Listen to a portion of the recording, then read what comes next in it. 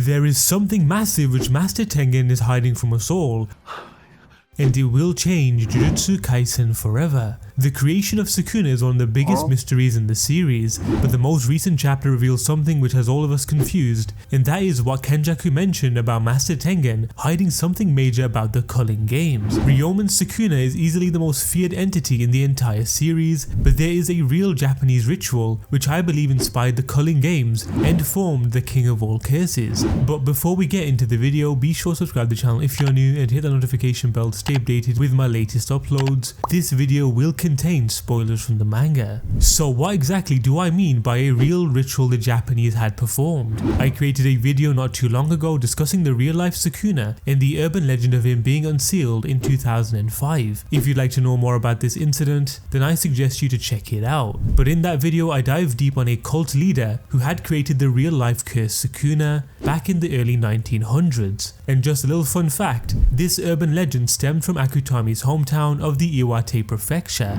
We all know how heavily influenced Akutami is on these sort of myths and legends, and with that said, Kenjaku oddly resembles this cult leader, and there was also a sickening ritual which he had used. So why don't we understand this true origin story a bit better and figure out how a Culling games in the Heian period may have created the king of all curses.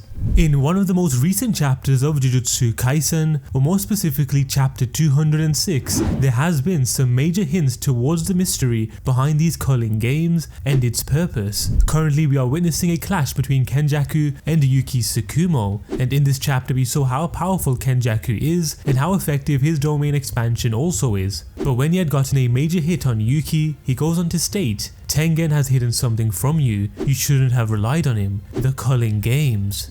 And that's when Kenjaku is cut off and distracted by Yuki's Shikigami known as Garuda. As exciting as this battle is, we won't be analysing it, but instead we'll be focusing more on the cut-off statement of Kenjaku's concerning Master Tengen and these Culling games. Right now in the JJK community, there's this notion about how Master Tengen could be a traitor in disguise, and personally I've had my guard up when I first heard of him during the Hidden Inventory arc, when Gojo and Geto were tasked to escort the Star Plasma vessel. But I believe that Master Tengen definitely has done some heinous things in order to protect the world from merging with the underworld, a plan which Kenjaku has already set in motion. Tengen's barriers are the only thing which is keeping this from happening, and if they were to be broken through by countless cursed spirits, then all of humanity would cease to exist. So what exactly is Master Tengen hiding? For this we'll need to go all the way back to the Nara period, which happened between the years 710 to 794. Keeping in mind just after the Nara period concluded, in came the Heian period between the years of 794 and 1185. So why do we need to go back to the Nara period? Well, that's because it was mentioned in the Hidden Inventory arc in chapter 74 of the manga about the coming of Master Tengen. A man named Sonoda Shigeru, a member of a cult known to worship Master Tengen called the Time Vessel Association, went on to say the Time Vessel Association started in the Nara period as Master Tengen spread Japanese Buddhism and preached the foundation of the Jujutsu sorcerers. Other than this key piece of information, this is all we know about Master Tengen. But there's a theory which I stumbled upon on Reddit which ties in perfectly with the current events of Jujutsu Kaisen, as well as evidence of there being a Culling games which occurred in the Heian period. The basis of this theory is that Kenjaku actually existed long before Master Tengen came into existence.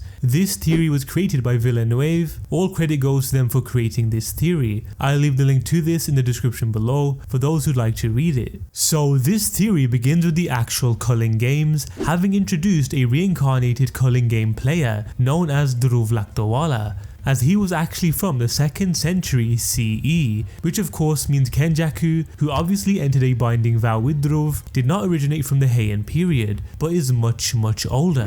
In other words, Kenjaku is even more ancient than Ryomen's Sukuna and other Heian figures we know of, such as Sugawara no Michizane, who is one of the 3 great vengeful spirits of Japan and the ancestor of Gojo and Yuta, as well as Uro Takako, an assassin who reported to the Fujiwara clan, the rival to Sugawara's clan. Put it in another way, Kenjaku might as well be the most ancient entity currently haunting the Jujutsu world. Anyways, with that said, we'll need to study the timelines of ancient Japan to get a better understanding of Master Tengen and Kenjaku's origins. So to start things off, is the pre-ceramic culture of ancient Japan, which doesn't have a recorded date. Next we've got the Jumon culture, which occurred between the years of 10,500 BCE till 300 BCE. After this is the Yayoi period, which happens between 300 BCE to 250 CE. After this is the Tumulus Tomb period of ancient Japan, which occurs between 250 CE till 552 CE. Then the Age of Reform, between 552 CE till 710 CE. And of course the last two periods which we are all familiar with, starting off with the Nara period, which occurred between the years of 710 CE till 784 CE. And finally the Heian period, between the years of 794 till 1185. As you guys have noticed, there are three periods highlighted in the timeline above: Yayoi, Nara and Heian. Dhruv hailed from the late Yayoi period, more specifically during the Civil War of Wa in the 2nd century CE. Wa was the Chinese name for Japan back then, and coincidentally, China has been brought up in relation to Kenjaku. Heian of course needs no introduction. It's the period most often referenced in JJK lore and for obvious reasons, but tucked between these two is Nara. Some of you might be wondering, what on earth happened then? Well, a lot happened. Again, the important thing to remember here is the chronology. First is Yayoi, then Nara, and then Heian periods. For this part we will need to refer to the Hidden Inventory arc, which we had just mentioned concerning Sanoda Shigeru discussing the creation of the Time Vessel Association, which happened during the Nara period. This statement of Shigeru's could mean one of two things. First one being Tengen came into being in the Nara period. Number two, Tengen came into being at some point before the Nara period, but it's only during the Nara period that he preached the foundations of Jujutsu. In either case, if we're to assume that it's only because of Tengen that the concept or practice of Jujutsu came into existence, how is it that Kenjaku went around making pacts with ancient sorcerers and collecting cursed objects before the Nara period? Binding vows, cursed objects, seals and even sorcerers themselves are predicated on Jujutsu. So if Jujutsu didn't exist until Tengen entered the scene and did his thing, the Kenjaku Dhruv Pact shouldn't have been made possible. It's like if someone claimed they could cook before fire was even discovered by our ancestors. A bit weird if you tell me. Or is it? Here comes the theorizing. If scenario 1 is true, then it means that Kenjaku's existence precedes that of Tengen. We don't know when exactly Kenjaku was born, but we know for a fact that he's been around at least since the Yayoi period, when he made a pact with Dhruv. Following this line of thought, we can infer that the science and art of Jujutsu also precedes Tengen's existence. This also holds true in scenario 2 as well. There are theories in both the Japanese and English fandoms which suspect that Tengen and Kenjaku are allied. Among them, one such theory also suggests that Kenjaku is Tengen's child, but I say, what if it's the other way around? What if Tengen is a product of Kenjaku's nefarious Keikaku plans? Put it in another way, I propose this wild idea: Tengen is Kenjaku's offspring. Actually, such a possibility shouldn't be too difficult to digest. Given Kenjaku's track record, I mean, if he could go out of his way to conceive the perfect vessel for the king of all curses, is it really so far-fetched to think that he could find a way to conceive a seemingly immortal being? Circumstantial evidence shows that both Tengen and Kenjaku have innate abilities pertaining to immortality, both hop from one body to another, and both have varying levels of expertise in barriers, so parent-child duo right there, I guess. Besides, Tengen's very existence stacks up in Kenjaku's favour if the latter plays his cards right. Tengen is an important piece in Kenjaku's grand plan, which are the Culling games, the optimization of cursed energy, and the evolution of humans. His plan is hinged on having Tengen evolve to his semi-curse-like state and then merging him with humanity. Japan owes its monopoly on cursed energy to Tengen's existence. If there were no such entity as Tengen to begin with, then what would Kenjaku have done? Perhaps create one himself? So coming back to the chicken and egg dilemma about what came first, Tengen or Jujutsu, I think Jujutsu came first and then Tengen. The very fact that cursed energy is a product of negative emotions support this. Negative emotions have existed since time immemorial, so curse energy must also have been around in some form. But the real problem probably started with Tengen entering the picture and hoarding all the curse energy within his barriers surrounding the Japanese archipelago. After all, negative emotions aren't unique to Japan, they're everywhere because humans are everywhere. So curse energy also shouldn't be unique to Japan, and we know it's not, because there are foreign sorcerers like Miguel, but then why is it that Japan has a monopoly on it? That's right, Japan has something or someone other countries don't, and that is Tengen. They also don't have a mad scientist like Kenjaku. With this basis, curse energy has always existed in some form since the beginning of time. So how do we make sense of the panel from chapter 74 that says Tengen laid the foundations of Jujutsu sorcerers in the Nara period? Well, my theory is that curse energy is a natural phenomenon, and Jujutsu as a science has existed unofficially for a long time, with people being involved in it. The way people in the real world today engage in various illegal practices in the shadows, but it's Tengen who institutionalized it, brought it into the official domain and developed it during the Nara period. To put this into perspective, let's consider an example from real life. Nuclear reactions have existed in nature long before they were understood by scientists and the world at large, because atoms were produced as a result of the Big Bang, which was some 14 billion years ago. Everything in the universe is made of atoms. It's not the atoms, and by extension nuclear reactions were suddenly born after scientists and engineers in the 20th century started researching them. What people have done is harness this pre-existing phenomenon, produce it artificially on a large scale to generate nuclear energy, and use said energy for purposes ranging from ethical to unethical. Apply this to Tengen and Jujutsu. If Jujutsu and curse energy can be equated to nuclear energy, then Tengen represents the forefather of nuclear energy, who brought it into the official realm, gave it a legal status, and institutionalized it for political benefit, while also keeping the general public in the dark about it, just as certain modern day nations are suspected of keeping their nuclear arsenal a closely guarded secret. And like most scientific discoveries and inventions, Jujutsu is a double-edged sword. It may be benevolent in the right hands, but malevolent in the wrong ones. After all, the fact that the Culling Games has been described as an act of Jujutsu terrorism leaves little to the imagination.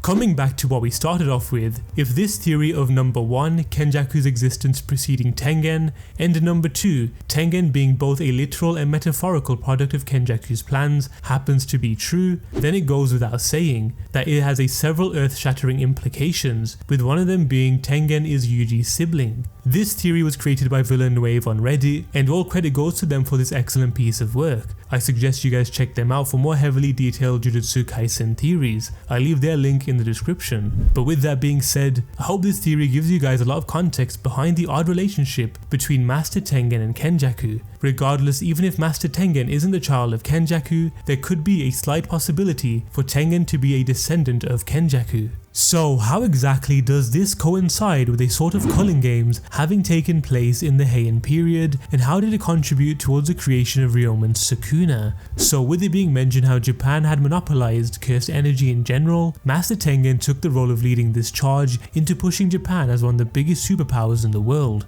It was also revealed by Kenjaku to the US government that even they weren't aware of such an insane power. We were also revealed to the massive difference between military power and a single Jujutsu sorcerer. The gap was insane. But from what we understand about this theory is the difference in roles too, with Kenjaku playing the role of the devil due to his efforts of wanting to reform a world filled with cursed energy, whereas Kenjaku plays the angel, who I guess you could say wants to protect humanity from cursed energy and cursed spirits. But when you look at this situation from afar, you can't help but agree with Kenjaku and even Suguru Geto's ideology of wanting to evolve humanity into a breed which can control cursed energy. That's where this ritual of Kenjaku's kicks in. In order for the current world to enter the new world, Kenjaku will need a catalyst, or should I say bomb. And if you guys are wondering who exactly this bomb is, my money is on a certain cursed spirit known as Ryomen's Sukuna. This exact ritual which Kenjaku is currently doing, he was ever so close to succeeding during the Heian period. I believe that during the Heian period, Kenjaku attempted to do the same and create a world full of cursed energy. By doing everything to perfection, he successfully created the catalyst to his plans, and that was Ryomen's Sukuna. But due to Jujutsu being at its peak and there being some insane sorcerers at the time, they managed to do enough to simply seal Sukuna away into 20 different fingers. but how could we say that the Culling games did in fact lead to the creation of Ryomen's Sukuna? So now we'll be diving into the territory which correlates to actual real life history and is something I had recently covered on the channel. For those who don't know, this story stems from Akutami's place of birth, and that is the Iwate Prefecture. Due to this being an urban legend, I'm 99% sure that Akutami was inspired by this story to create the likes of Kenjaku, Ryomen's Sukuna and these Culling games. This story occurred in the early 1900s when a man named Mononobe Tengoku, who was the leader of a religious cult, had taken in conjoined twins. He was a very sick man and his methods were even more terrifying. This ritual he performed on the conjoined twins replicates the Culling games, which Kenjaku is currently trying to attempt. This ritual is known as Kodoku. Kodoku is also known to be a poisonous magic within Japanese folklore. With that said, how is the ritual of Kodoku performed? To create Kodoku, sorcerers would mix several insects in a jar and let them kill one another until only one survived. The fluids of the insect that survived would be used to poison an individual with a curse that would control them, cause them misfortune or kill them. The remaining insect could also be used as a sort of luck charm, granting the one who performed the ritual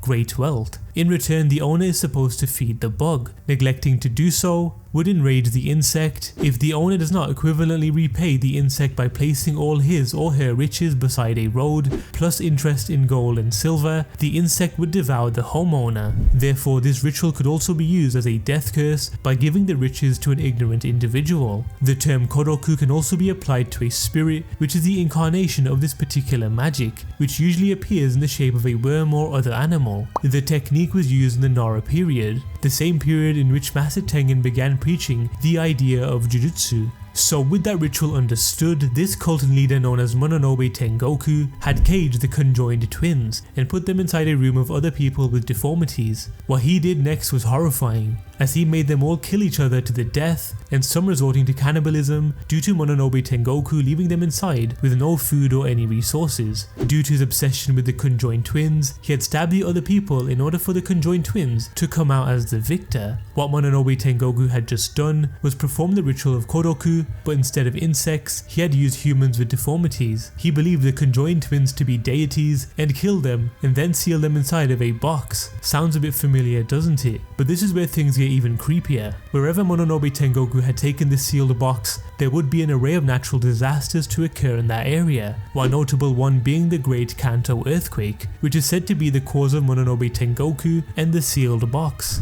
But years later in 2005, this sealed box would be found again, and the label found on it would say Ryomen's Sukuna-sama. If you guys want to know more about this real life event, I made a video titled When Sukuna Was Unsealed in 2005. It's quite scary, but if you'd like to understand more about it, I'll leave the link in the description below. This now brings us to the final question. What does Kenjaku plan on doing with these Culling games? If what I mentioned is at least 90% true, and Akutami was indeed inspired by the urban legend of his hometown, then the ritual Kenjaku is performing in these Culling games is most certainly Kodoku. Just like the actual ritual, he has made several colonies, entrapped those with a high amount of cursed energy, and made them all fight each other to the death for a few points. This right here makes total sense. As for Master Tengen, I do believe that he is in this for his own gain too.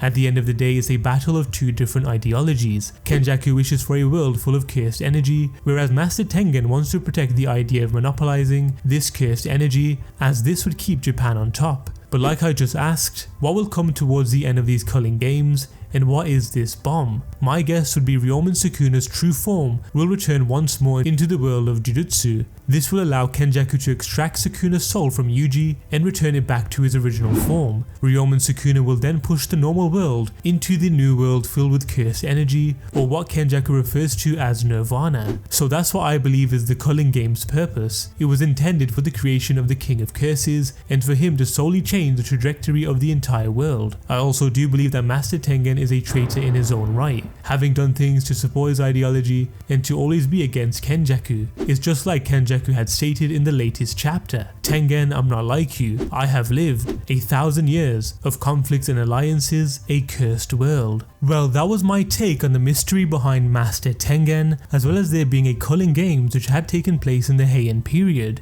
Be sure to check out Villeneuve for the intricate theory about Master Tengen's relation to Kenjaku. The lore behind JJK just keeps getting more and more deeper the further the series goes on. But with that said, what is your take on this? Was the Culling Games intended to create a monster like Sukuna, or is there more to it? And is Kenjaku far older than Master Tengen, and could they be related in some form? Be sure to let me know your thoughts in the comment section below. As always, be sure to like this video and subscribe to the channel if you're new, and I'll see you guys in the next one.